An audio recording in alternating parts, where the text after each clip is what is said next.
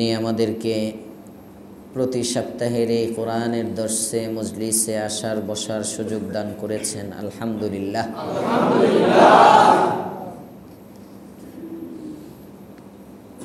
সূরাতুল বাকারা কোরআনে কারীমের সবচেয়ে বড় সূরা, ফজিলতপূর্ণ সূরা।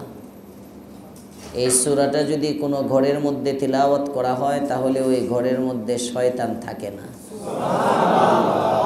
মনে আছে তো ফজিলত বলছিলাম, হ্যাঁ? সূরা বাকারা তিলাওয়াত, যে ঘরের মধ্যে সন্তান সন্ততি বাবা মার কথা শুনে না, স্বামী স্ত্রীর ঝগড়াঝাটি, মনোমালিন্যতা, এসব তো ফেরেশতার পক্ষ থেকে হয়।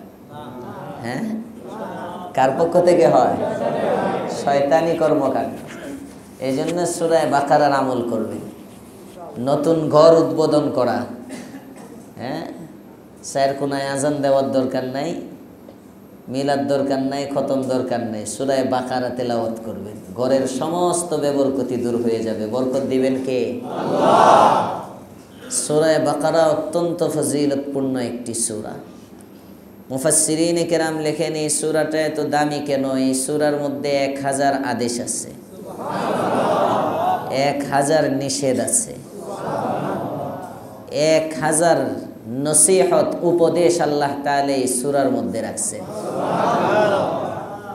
একজন মানুষের জীবন বনার জন্য একটা নসিহত হইলেই চলে, জিন্দেগির মোড় ঘুরে যায়। মানুষ যদি বনতে চায়, নিজেকে গঠন করতে চায়, আর যদি কেউ নিজেকে বানাইতে না চায়, গঠন করতে না চায়, নসিহতের ফ্যাক্টরির মধ্যে থাকলেও তার ইসলাহ হয় না, সংশোধন হয় না।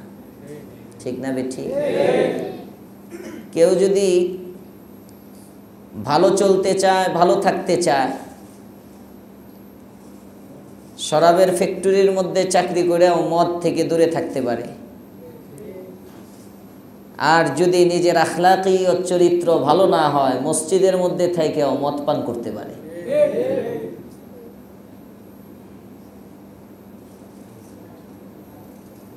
এই জন্য প্রথমে নিজে ভালো হওয়ার নিয়ত করা। কোনো ব্যক্তি যতক্ষণ পর্যন্ত নিজে ভালো হওয়ার নিয়ত না করবে, কেউ তাকে ততক্ষণ পর্যন্ত ভালো বানাইতে পারবে না।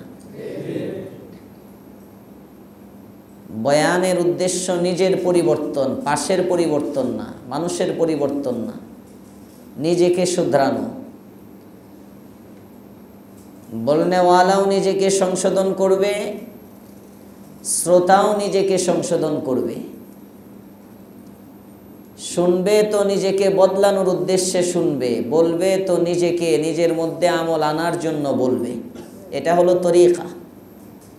আল্লাহ তাআলা এই নিয়তে বলার এবং শোনার তৌফিক দান করেন, বলে আমিন। উপদেশের মতো উপদেশ একটা হলেই চলে। রাসূল করিম সাল্লাল্লাহু আলাইহি ওয়াসাল্লামের কাছে গেছেন এক সাহাবী, এক ব্যক্তি গেছেন পয়গম্বরের কাছে। কারি তৈয়ব সাহেব রহমাতুল্লাহ আলাইহি আনছেন এই ওয়াকিয়া। যে বলতেছে, ইয়া রাসূলুল্লাহ, চুরির অভ্যাস আমার মধ্যে আছে, জিনার অভ্যাস আমার মধ্যে আছে, চুরিও করি, জিনাও করি, মদ পান করার অভ্যাস আমার মধ্যে আছে, মিথ্যা বলার অভ্যাস আমার মধ্যে আছে। সবগুলো একসাথে ছাড়তে পারবো না, অনেক দিনের অভ্যাস তো, সব একসাথে ছাড়তে পারবো না। একটা আমল দেন যেটা আমার জন্য সহজ হয়। এই চারটার একটা ছাড়বো, কোনটা ছাড়বো আপনি কোন? সব ছাড়বো না, একটা ছাড়বো, বলেন কোনটা ছাড়বো? নবীরা জ্ঞানী হয়, সুবহানাল্লাহ। উলামায়ে কেরাম জ্ঞানী হয়, নবীর ওয়ারিসরাও জ্ঞানী হয়। আমরা তো মনে করি মৌলবীরার মাথার মধ্যে খালি গোবর, আর সব বুদ্ধির ফ্যাক্টরি ওই বুদ্ধিজীবীদের মাথার মধ্যে। আলেম উলামা যারা হয়, হাক্কানি রব্বানি যদি হয়, আল্লাহ পাক রব্বুল আলামিন তাকে ইলম দান করেন, হিকমত দান করেন। সুবহানাল্লাহ।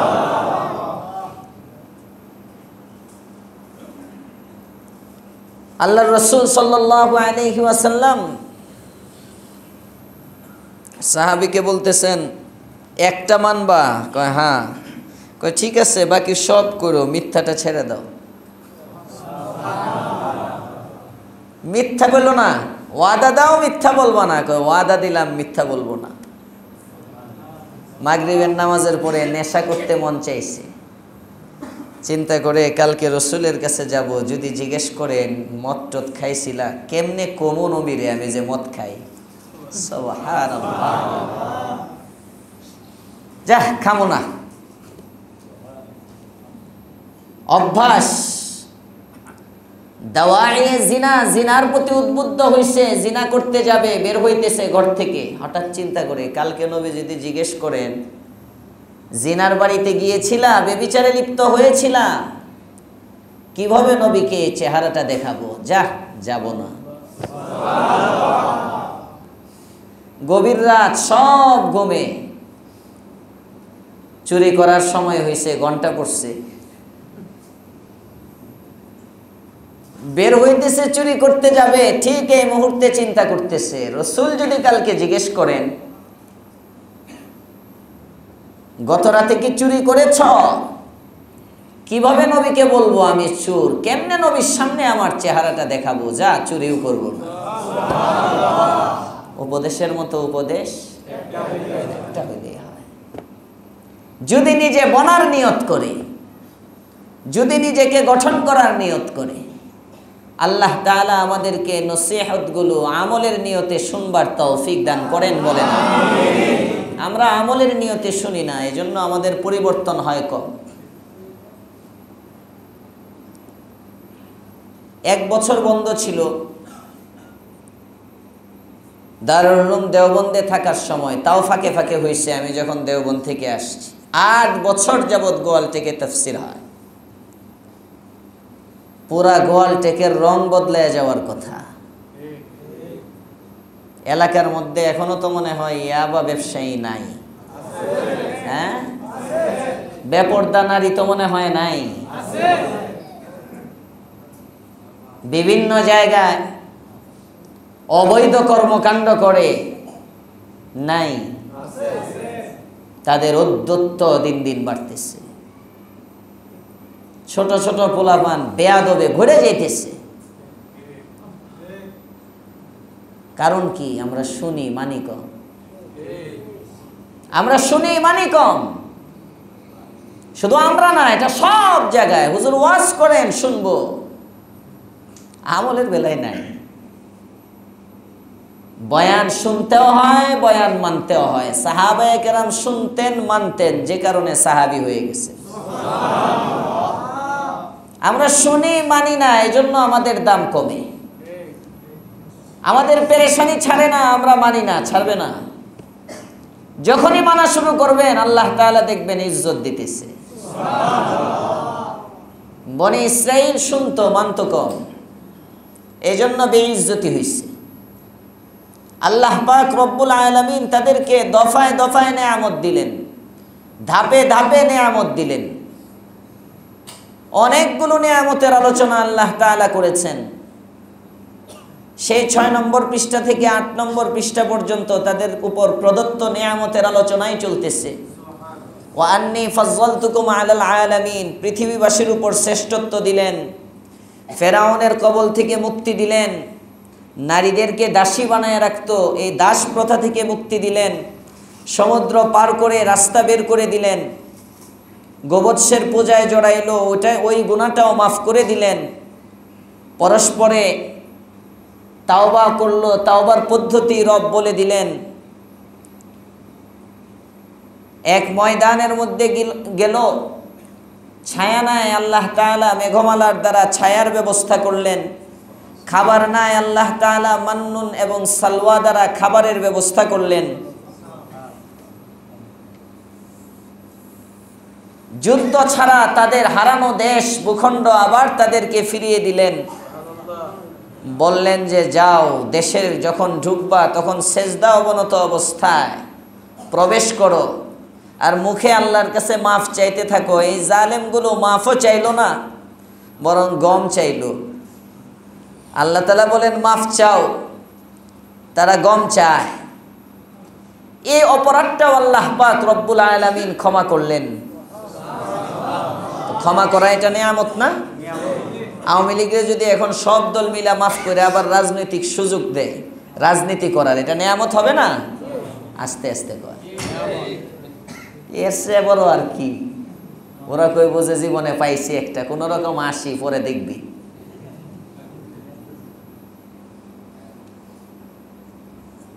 বারোটা ফিরকা, 12টা দল ঝগড়াঝাটি করে, মারামারি করে, এক জায়গায় বসতে পারে না, এক জায়গায় শুইতে পারে না, এক জায়গায় থাকতে পারে না। এমন কিছু মানুষ আছে না নাই? বনি ইসরাইল মার্কা, আপন ভাই একটা আরেকটারে দেখতে পারে না, চাচা ভাতিজা একজন আরেকজনকে দেখতে পারে না। কি এক হালত! তাদের জন্য আলাদা আলাদা। হযরতে মুসা আলাইহিস সালামকে আল্লাহ পাক রব্বুল আলামিন বললেন, তোমাকে তো স্পেশাল একটা লাঠি দিচ্ছি, যে লাঠিটা যদি রৌদ্রের তাপের মধ্যে ধরো তাহলে এটা গাছের মতো তোমারে ছায়া দেয়। পানির দরকার হয় তো এই লাঠি থেকে আল্লাহ পাক রব্বুল আলামিন ঝর্ণা প্রবাহিত করে। টেক লাগানোর দরকার হয় তো এটা তোমার জন্য লাঠি হয়ে যায়। বকরি বাচ্চার জন্য গাছের পাতালতা পাড়তে হয় তো এই লাঠির মাথার মধ্যে আবার ওই যে আংটার মতো যেগুলো দিয়ে পাতা পাড়তে সুবিধা, এরকম হয়ে যায়। মুআজিজা দেখাইতে মনে চায়, তোমার সামনে শত্রু, লাঠি ছেড়ে দিবা, তাকে ভয় দেখানোর জন্য সাপ হয়ে যায়। রাতের অন্ধকার, চলতে কষ্ট হচ্ছে, এই লাঠির থেকে আল্লাহ তাআলা আলো বের করে লাঠিকে লাইট বানায় দেয়। এক লাঠি বহু বৈশিষ্ট্যের অধিকারী, কেন? এটা একটা জান্নাতি লাঠি। হযরত আদম আলাইহিস সালাতু ওয়াস সালাম এই লাঠিটা নিয়ে আসছেন জান্নাত থেকে। আসার সময় আস্তে আস্তে বংশ পরম্পরায় এই লাঠি আসলো হযরত শুআইব আলাইহিস সালাতু ওয়াস সালামের হাতে। মেয়ে বিয়ে দিয়ে জামাইরে কিছু গিফট দেওয়া লাগে না? জামাই নাই নাকি এনে কেউ? হ্যাঁ, জোরে জোরে সাইফুল কয় আছে। শ্বশুর বাড়ির থেকে মাঝে মাঝে হাদিয়া তোহফা দেওয়া লাগে, তো শ্বশুরে কি হাদিয়া দিব জামাইরে? জামাইয়ের উপর খুশি হয়ে এই লাঠিটা হাদিয়া দিয়ে দিচ্ছে। জান্নাতি একটা লাঠি। হযরত আদম আলাইহিস সালাম জান্নাত থেকে আসার সময় একটা পাথর নিয়ে আসছেন, 1 হাত লম্বা 1 হাত চওড়া, হালকা, খুব বেশি ওজনই না। পাথর সাধারণত ওজন হয়, কিন্তু এটা এত ওজন টোজন না, হালকা, নিতে পারে, বহন করার মতো। সাধারণত দেখবেন ছোট পাথরও অনেক ওজন হয়, উঠাইতে কষ্ট হয়। গোল দেখতে দেখা যায় ছোট, কিন্তু অনেক ওজনই। তো এই পাথরটা এত ওজনই ছিল না। হযরত আদম আলাইহিস সালাম এটা জান্নাত থেকে নিয়ে আসছেন। শুআইব আলাইহিস সালাম মেয়ের জামাইকে খুশি হয়ে এই পাথরটাও দিয়ে দিলেন। বনি ইসরাইলের সাথে হযরত মুসা আলাইহিস সালাম ওই জায়গায় আছেন, ময়দানে তিহে। বনি ইসরাইল বলে, আমরা 12 গোত্র 12 জায়গা থেকে পানি চাই, 12টা ঝর্ণা লাগবে, এক ঝর্ণায় পানি পান করব না। মুসা আলাইহিস সালাম চিন্তা করলেন কি করব। আল্লাহ তাআলা বলেন, কুদরতি পাথর আছে, কুদরতি লাঠি আছে, লাঠিটাকে পাথরে মারো, 12টা ঝর্ণা বের হয়ে যাবে। আল্লাহ পাক রব্বুল আলামিনের আদেশ হলো, মুসা আলাইহিস সালাম লাঠি মারলেন, ছোট্ট পাথর থেকে 12টা ঝর্ণা বের হইতে থাকে। আল্লাহ বলেন, স্মরণ করো ওই সময়ের কথা, ইস্তাসকা মুসা লিকাওমি, মুসা যখন তার সম্প্রদায়ের জন্য পানি চাইলো, ফাকুলনা, আমি বললাম, ইজরিব বিআসাকাল হাজার, তুমি তোমার লাঠিটা পাথরে মারো। ফানফাজারাত মিন হুসনাতা আশরাতা আইনা, সাথে সাথে তার থেকে 12টি ঝর্ণা প্রবাহিত হলো। দিলেন কে? আল্লাহ। এত নেয়ামত দিলেন, উদ্দেশ্য হলো আমার গোলামি করো। কদ আলিমা কুল্লু উনাসিম মাশরাবাহুম, সবাই জানলো তার পানের স্থান কোনটা। আল্লাহ বলেন কুলু ওয়াশরাবু মির রিজকিল্লাহ, আমার দেয়া নেয়ামতগুলো খাও, আমার দেয়া পানি পান করো। ওয়ালা তাসাউ ফিল আরদি মুফসিদিন, জমিনে বিশৃঙ্খলা করো না, জমিনে ঘাড় ঘুরায় ঘুরায় চলো না। নেয়ামত আমি আল্লাহ দিয়েছি দেশকে ঠান্ডা করার জন্য, গরম করো না। বুঝতেছেন? ওয়ালা তাসাউ ফিল আরদি মুফসিদিন, জমিনে ফাসাদ সৃষ্টি করো না। আগেও টেন্ডারবাজি করতো, এখনো টেন্ডারবাজি করো। আগেও চাঁদাবাজি করতো, এখনো চাঁদাবাজি করতো। আগেও বুটচুরি করতো, এখনো বুটচুরি করো। আগেও নির্বাচন বানচালের চেষ্টা করতো, এখনো নির্বাচন বানচালের চেষ্টা করো না। এই জন্য আমি হাসিনা তারাই নাই। নেয়ামত যদি মনে করো ফেসিস্টের বিদায়, এটা যদি নেয়ামত ভাবো, শুকরিয়া কি? পরিবর্তন করো, এটা শুকরিয়া। ওয়ালা তাসাউ ফিল আরদি মুফসিদিন, আমি নেয়ামত দেই জমিনে ফাসাদ না করার জন্য। এখন সেই ফাসাদই করতেছো, তো নেয়ামতের নাশুকরি হবে। এর চেয়ে বড় জালেম আবার আসবে। আল্লাহ হেদায়েত দান করো, বলেন আমিন। আল্লাহ পাক অনেকগুলো নেয়ামত দিলেন, কৃতজ্ঞতা আদায় করবে দূরের কথা। ওরা করলো কি? নেয়ামত পেয়ে অহংকারী হয়ে গেল, নাফরমানি আরো বাড়িয়ে দিল। এতক্ষণ পর্যন্ত আল্লাহ তাআলা সূরা বাকারার 60 আয়াত পর্যন্ত আল্লাহ পাক রব্বুল আলামিন বনি ইসরাইলকে প্রদত্ত 47 নম্বর আয়াত থেকে 60 নম্বর আয়াত পর্যন্ত বনি ইসরাইলকে দেওয়া নেয়ামতগুলোর আলোচনা করলেন। তাদেরকে কি দিয়েছিলেন? 61 নম্বর আয়াতের মধ্যে আল্লাহ পাক রব্বুল আলামিন বনি ইসরাইলের নাফরমানির আলোচনা করতেছে। তারা এই নেয়ামত পেয়ে, মাঝে তো কিছু কিছু নাফরমানি গিয়েছে, এখানেও আল্লাহ তাআলা আলোচনা করতেছেন ওদের উচিত ছিল মুসারে মাথায় রাখা। কথা বলেন না কেন? নবী পয়গম্বর, তার উসিলায় সব পাইতেছি, উচিত ছিল তাকে সবার উপরে রাখা, মাথায় রাখা। না রেখে করলো কি? আল্লাহ বলেন ওয়া ইয কুলতুম, স্মরণ করো এই সময়ের কথা যখন তোমরা বললে ইয়া মূসা, আয় মূসা। এটা হলো 1 নম্বর বেয়াদবি। কোনো সিফাত নাই, কোনো ওয়াসফ নাই, কোনো গুণ নাই। নবী যারা হয় নবীদের নাম ধরে ডাকা, এটাও বেয়াদবি। উম্মতের জন্য নবীর নাম ধরে ডাকা বেয়াদবি। কাফের মুশরিকরা ডাকতো আয় মুহাম্মদ, তো কোনো সাহাবী কোনো মুসলমান ডাকতে পারবে আয় মুহাম্মদ? হাত্তা কে আমাদের নবীকে আয় নবী, এটা ডাকাও বেয়াদবি। এই যে কিয়ামওয়ালারা পড়ে না ইয়া নবী সালাম আলাইকা, ইয়া রাসূল সালাম আলাইকা, ইয়া হাবিব সালাম আলাইকা সালাওয়াতুল্লাহ। আরে মিলাদ পড়ার লেগে চা দিছো নাকি তুমি? আরে তো মিলাদ পড়লে চা পাওয়া যায়, এটা আগে কইবা না? এই যে ইয়া নবী, আমাদের নবীকে নবী এইভাবে ডাক দেওয়া, এটা বেয়াদবি আরবি গ্রামার অনুযায়ী। এজন্য তাশাহুদের মধ্যে আমরা নবীকে কিন্তু একটা ডাক দেই, আত্তাহিয়াতু লিল্লাহি ওয়াস-সালাওয়াতু ওয়াত-তাইয়্যিবাতু আসসালামু আলাইকা ইয়া নবী। সবাই বলেন আল্লাহ তাআলা নবীকে সালাম দেওয়ার পদ্ধতি শিখাইছেন।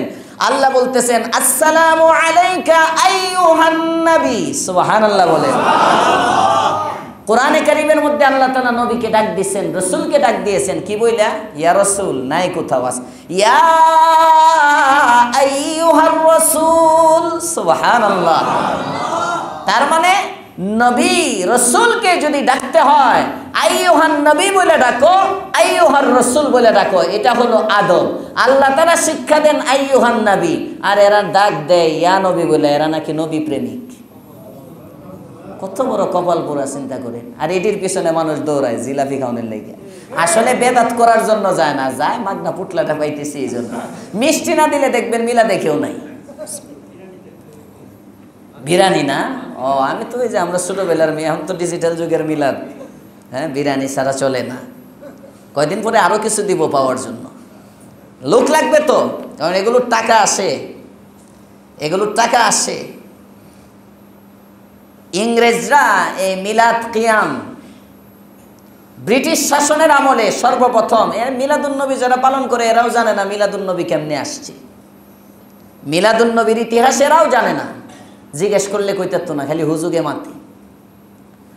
12ই রবিউল আউয়াল সর্বপ্রথম ইংরেজরা ব্রিটিশ ভারতবর্ষ যখন শাসন করে, তখন এই ভারতবর্ষের মধ্যে বাররে সগীরের মধ্যে এটা চালু করে। প্রথম তারা এটাকে ওয়াফাত দিবস নামে, নবীজির মৃত্যু দিবস, জন্ম দিবস না, ওয়াফাত দিবস নামে সর্বপ্রথম এটা চালু হয়।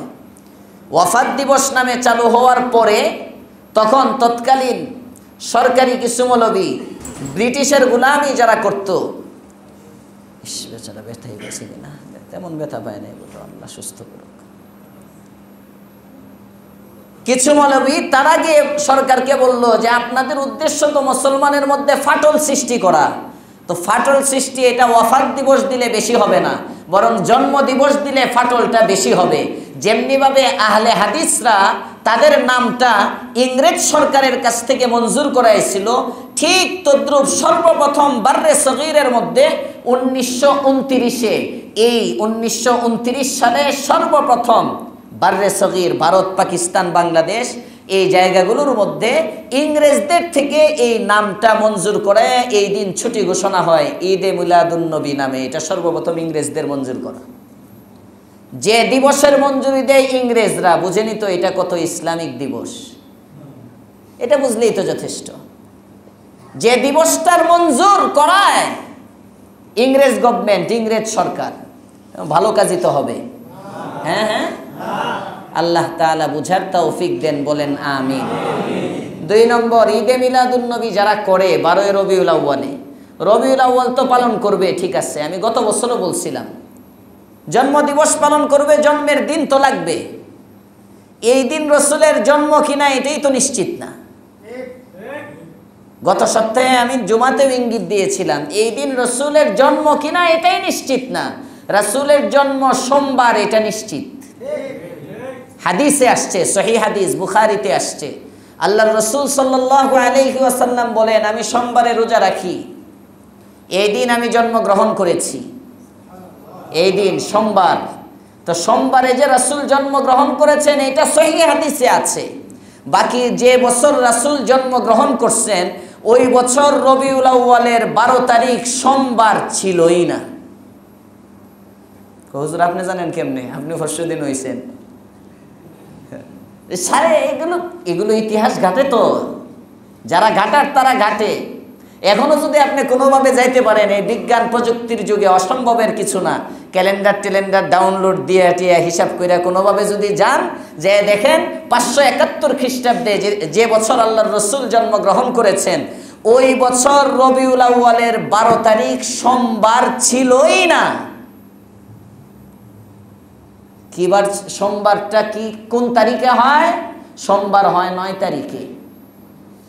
এজন্য মুহাক্কিকিন যারা তারা বলেন রাসূল করিম সাল্লাল্লাহু আলাইহি ওয়াসাল্লামের জন্ম রবিউল আউয়ালের 9 তারিখ। রবিউল আউয়ালের 9 তারিখ এটা প্রণিধানযোগ্য মত, এই মতের সত্য দলিল। রাসূলের জন্ম সম্পর্কে অনেকগুলো কওল আছে। এক বর্ণনা এটাও আছে রাসূল রবিউল আউয়ালে জন্মই গ্রহণ করেন নাই, রমজানে জন্মগ্রহণ করছেন, এটাও মত আছে। রজবে জন্মগ্রহণ করছেন, এটাও মত আছে। সবচেয়ে আশ্চর্যের কথা হইল, আমার কাছে একটা কিতাব আছে নুতকুল হিলাল বিআরখি বিলাদিল হাবিবি ওয়াল বিসাল, এই কিতাবটা এই বছর পাইছি আমি, এর আগে ছিল না।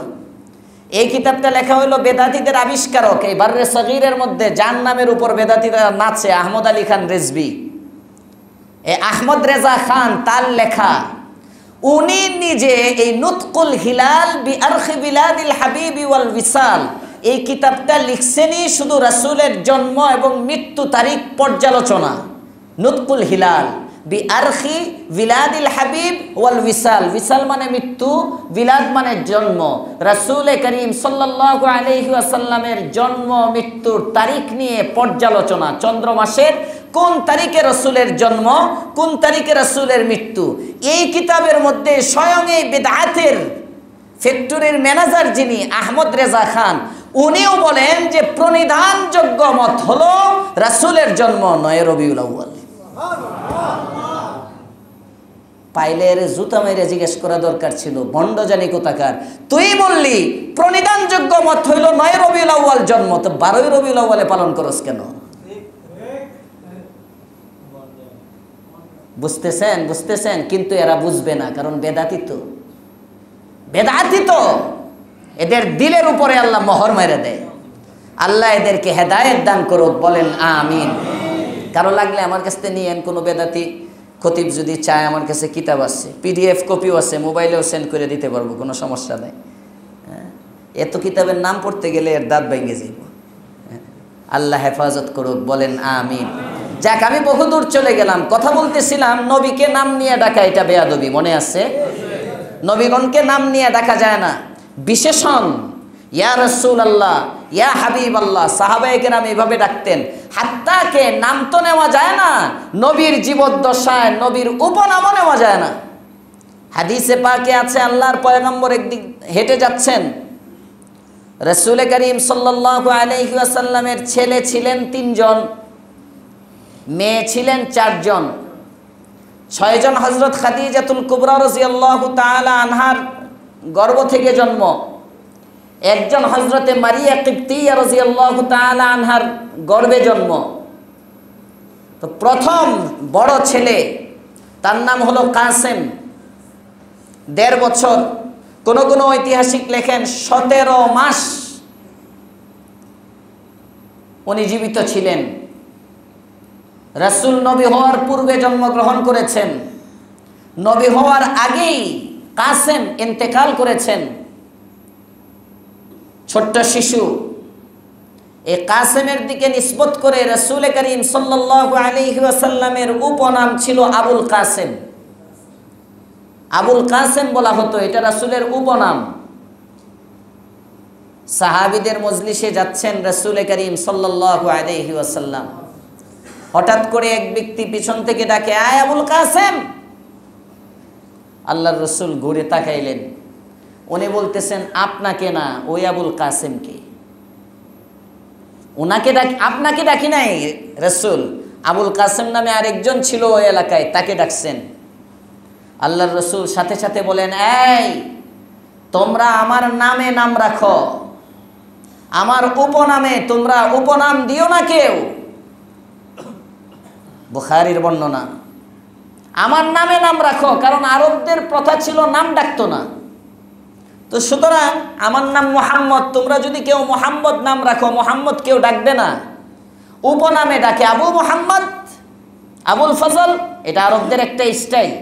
আবু আহমদ, এরা উপনাম ব্যবহার করে, নাম ব্যবহার করে কম, এটা আরবদের একটা স্টাইল, রাসূলের জামানায় ছিল।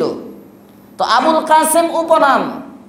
আল্লাহর রাসূল বলতেছেন, যেহেতু আরবের প্রথা হলো উপনাম ব্যবহার করে, সুতরাং আমার জীবদ্দশায়, আমি যেহেতু এখনো জীবিত আছি, আমার উপনামটা তোমরা কেউ রাখো না, কারণ ডাকবে তোমাকে। আমি যদি শুনে ফেলি, মনে করি আমাকে ডাকে, আমি একটু তাকাইলাম, কিন্তু ডাকলো না, আল্লাহ যদি নারাজ হয়ে যান যে আমার নবীকে কেন কষ্ট দিলি, সুবহানাল্লাহ বলবেন। নবীকে ডাকো নাই, তাকাইলো, এতটুক কষ্ট আমার হাবিবের বরদাস্ত হয় না, আল্লাহ যদি নারাজ হয়ে যায়, সুতরাং আমার উপনামে তোমরা উপনাম দিও না। আদব, আদব, নবীদেরকে নাম নিয়ে ডাকা যায় না। বনি ইসরাঈল প্রথম বেয়াদবিটা করলো কি, ওয়া ইজ কুলতুম ইয়া মূসা, হে মূসা বলে ডাক দিল, হে মূসা। যেমনি ভাবে নবীর নাম নিয়ে ডাকা যায় না, নবীর হাক্কানি ওয়ারিস যারা, তাদের নাম নিয়ে ডাকাও বেয়াদবি। কথা বলেন না কেন? তাদেরকেও সপ্যা, সপ্যা। আহমদ শফী সাহেব হুজুরে অনেকে বলছে সপ্যা। আহমদ শফী সাহেব ইজ্জতের সাথে চলে গেছেন কবরে। যারা বলছে নাম বিকৃত কইরা, মামুনুল হক সাহেবকে বলছে মমিনুল হক, মমিনুল হক। মমিনুল হক তো এখনো আছে। ডিবি প্রধান হারুন সাহেব ছিল যে, উনি খুব গর্বের সাথে বলছিল মামুন সাহেবকে গ্রেফতার করার পরে, মামুনুল হক কি হয়ে গেছে, সে কি ভেবেছে তাকে কেউ ধরতে পারবে না, সে ভেবেছে কি, সে কি হয়ে গেছে, আজকে কোথায় সে, চাচা কই আছে আল্লাহ জানে, খবরই নাই। মামুন সাহেব তো মনে হয় দেশ ছেড়ে চলে গেছে। হ্যাঁ হ্যাঁ হ্যাঁ, গেছে দেশ ছেড়া। নবীর সাথে বেয়াদবির পরিণাম যা, নবীর হাক্কানি ওয়ারিসের সাথে বেয়াদবির পরিণাম তা। ওয়াইজ কুলতুম ইয়া মূসা, আমি এত নিয়ামত দিলাম, মুসা আলাইহিস সালামের উসিলায় নিয়ামত পাইলা। কার উসিলায় সিন্নি খাও, মোল্লা চিনো না? অক্সিজেন বাতাস কার উসিলায় ব্যবহার করো, বুঝো না? উম্মতের আলেম যদি না থাকে, এক মুহূর্ত আসমানের মালিকের কসম, এক মুহূর্ত এই আসমান থাকবে না, এক মুহূর্ত আসমান থাকবে না, জমিন থাকবে না। আছে এটা উম্মতের হাক্কানি রব্বানি আলেমদের উসিলায়। এরা বেয়াদবি করে। বনি ইসরাইলের স্বভাব, এক নম্বর বেয়াদবি করলো, মুসাকে নাম ধরে ডাক দিল, কই মাথায় রাখবে, মাথায় রাখে দিল, ইয়া মুসা, এ মুসা। দুই নম্বর বেয়াদবি কি কয়, লান নাসবিরু আলা তাআম ওয়াহিদ, এক খাবার আমরা খাইতে পারবো না, এটার উপর ধৈর্য ধরবো না। তার মানে ধৈর্য ধরার ক্ষমতা আছে কিন্তু ধরবো না, বুঝতেছেন? একেবারে তাজা থাকেন। একটা হলো আমার ধৈর্য ধরারই ক্ষমতা নাই, মুসা আর ধৈর্য ধরতে পারতেছি না। অনেক সময় অনেকে আসে, হুজুর এই অল্প বয়সে সন্তানটাকে আল্লাহ নিয়ে গেল, কোনোভাবেই নিজেকে মানাইতে পারতেছি না, হুজুর ধৈর্য ধরতে পারতেছি না। এটা সমস্যা নাই, এটা সমস্যা নাই, মানুষ তো। তো তারা বলতেছে কি আমরা ধৈর্য ধরবো না। যদি তারা বলতো ধৈর্য ধরতে পারতেছি না, তাহলে এবারত হলো লান নাস্তাতিআস সাবরা। এটা না বইলা তারা বলতেছে লান নাসবিরা, আমরা ধৈর্য ধরবো না। এটা হলো আরেকটা হটকারিতা। দুই নম্বর বেয়াদবি। তিন নম্বর বেয়াদবি কি করলো, কয় ফাদউ লানা রব্বাকা, তোমার রবকে আমাদের জন্য খাবার জমিন থেকে বের করে দিতে বলো। মানে বাপটা এমন, মুসার রব আর তার আর কিছুই না, বুঝেন নাই কথার ঢং। ফাদউ লানা রব্বাকা, তোমার রবকে ডাকাও আমাদের জন্য। কেন বলতে পারতো না ফাদউ লানা রব্বানা, আমাদের রবকে আমাদের জন্য খাবার দিতে বলো? এটা বলে নাই। কতটা অহংকারী, কতটা অহংকারী। কয় ফাদউ লানা রব্বাকা, তোমার রবকে গিয়ে বলো আমাদের জন্য খাবার দিতে। মুসা আলাইহিস সালাম এতক্ষণ পর্যন্ত ধৈর্য ধরছেন। কয় কি খাইতে চাস? কয় খাইতে চাই পেঁয়াজ, ডাল, কি দামি দামি খাবার খাইতে চাই, শশা, শাক সবজি, এগুলো খাইতে চাই। মিন বাকলিহা ওয়া কিসাইহা, কাকর, ওয়া ফুমিহা, গম, আদাসিহা ওয়া বাসলিহা, রসুন, ডাল, পেঁয়াজ, এই খাবারগুলো দিতে বলো। হযরত মুসা আলাইহিস সালাম বলেন আল্লাহ তাআলা দিল মান্নুন এবং সালওয়া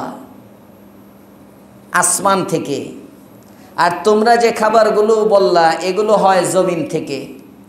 আল্লাহ তাআলা যা পাঠাইলেন একেবারে পরিপূর্ণ হালাল পদ্ধতিতে। তোমরা যেগুলো উপার্জন করবা, হতে পারে এর মধ্যে কোনো হারামের মিশ্রণ, হতে পারে কোনো হারামের মিশ্রণ। আরেকজনের জমিনের মধ্যে এক হাত নিয়ে তুমি পেঁয়াজ চাষ করলা, পুরোটাই তো হালাল। তুমি এটা কষ্ট ছাড়া পাইলা, আর এগুলোতে তোমার কষ্ট হবে। ওগুলোর জন্য কোনো পরিশ্রম লাগে না, এটার জন্য তোমার পরিশ্রম লাগবে, কোনো বিনিময় দিতে হয় না, এগুলোর জন্য বিনিময় লাগবে। ওটাই তো উত্তম ছিল। আতাস্তাবদিলুনাল্লাযী হুয়া আদনা বিল্লাযী হুয়া খায়র, তাহলে কি তোমরা ভালোর পরিবর্তে, উৎকৃষ্টর পরিবর্তে নিকৃষ্ট নিতে চাও?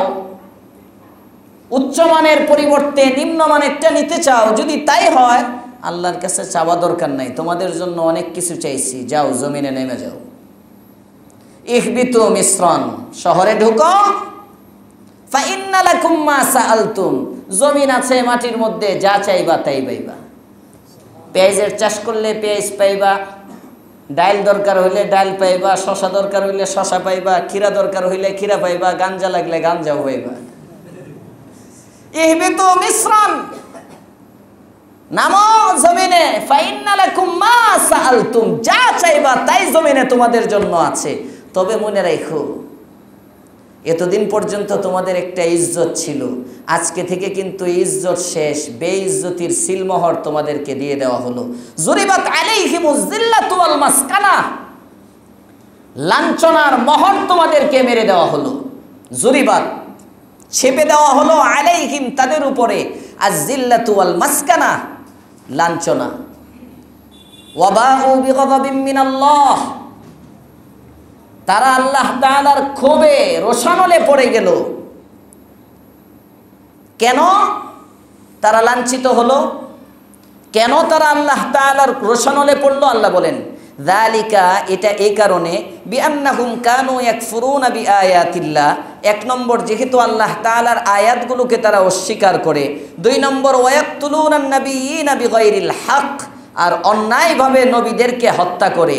এই নবী বিদ্বেষী হওয়ার কারণে এবং কোরআনে কারীমের আয়াত এবং বিধানাবলীকে অস্বীকার করা, এই দুইটার কারণে ইহুদিদের উপর লাঞ্ছনা চাপিয়ে দেওয়া হলো। শিক্ষা কি?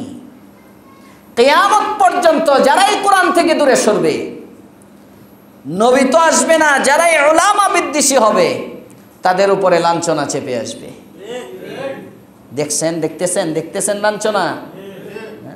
ওই আলেম বিদ্বেষী যারা ছিল, কোরআনে কারীমের আহকাম যারা লঙ্ঘন করছে, কি সুন্দর ইজ্জত, নিজের দেশে একটা মিছিলও করতে পারে না।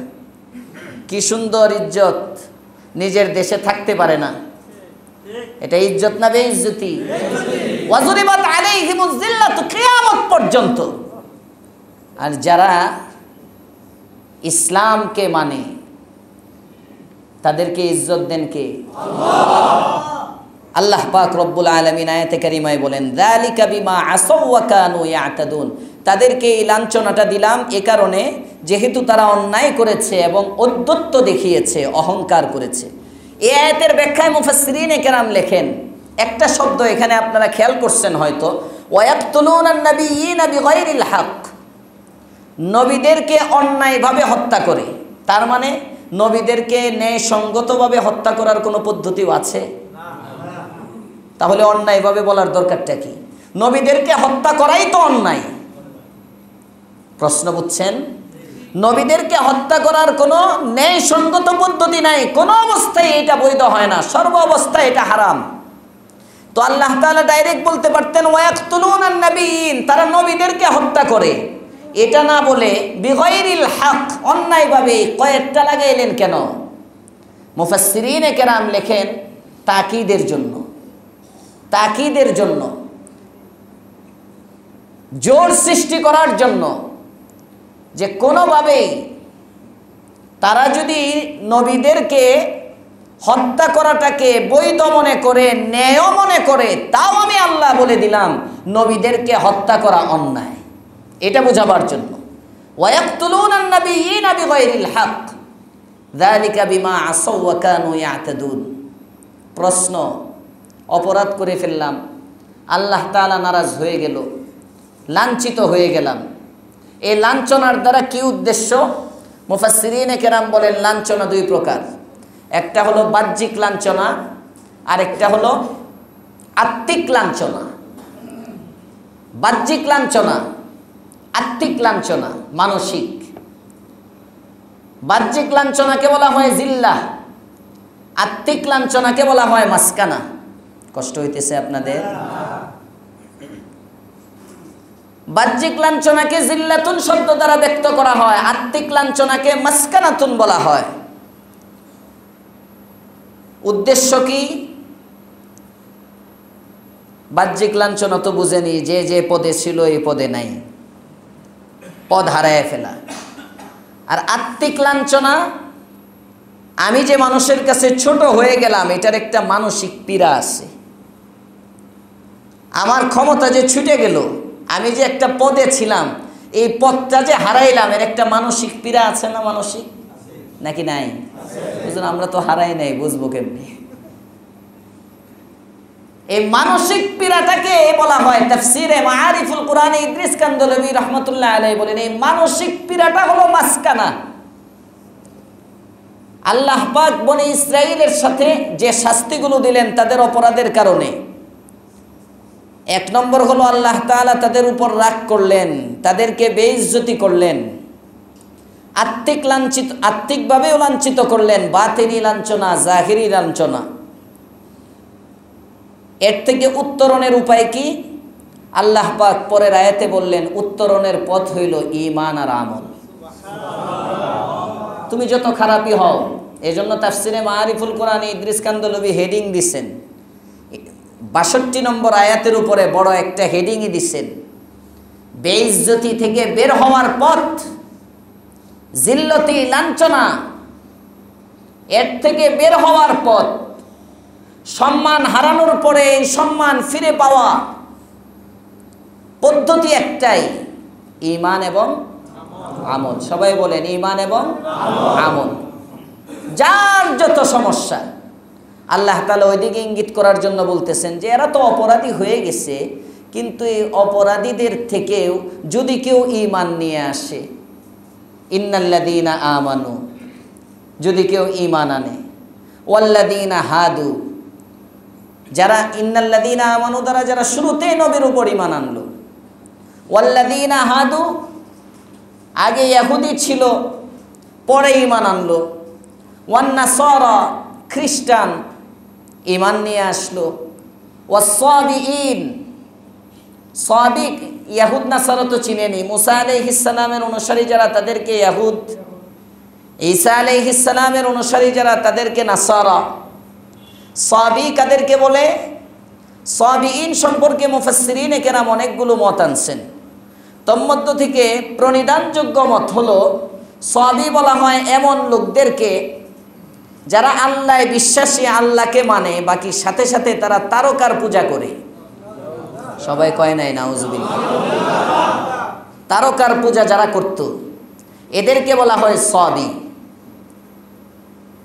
আল্লাহ তাআলা বলতেছেন, ইন্নাল্লাযীনা আমানু, নিশ্চয় যারা মুমিন, যারা ইহুদি, যারা খ্রিস্টান, যারা সাবি, এই চার দলের মধ্য থেকে মান আমানা বিল্লাহি ওয়াল ইয়াউমিল আখিরি, যে ব্যক্তি আল্লাহর উপর ঈমান আনবে এবং পরজগতে বিশ্বাস করবে, ওয়া আমিলা সালিহা, এবং নেক কাজ করবে, আমলে সালেহ করবে, ফালাহুম আজরুহুম ইনদা রাব্বিহিম, তাদের জন্য রয়েছে তাদের রবের পক্ষ থেকে, তাদের রবের নিকট, আজরুহুম, তাদের বিরাট প্রতিদান, ওয়ালা খাউফুন আলাইহিম ওয়ালা হুম ইয়াহজানুন, তাদের কোনো দুশ্চিন্তাও নাই দুনিয়ায়, তাদের কোনো পেরেশানি নাই আখিরাতে।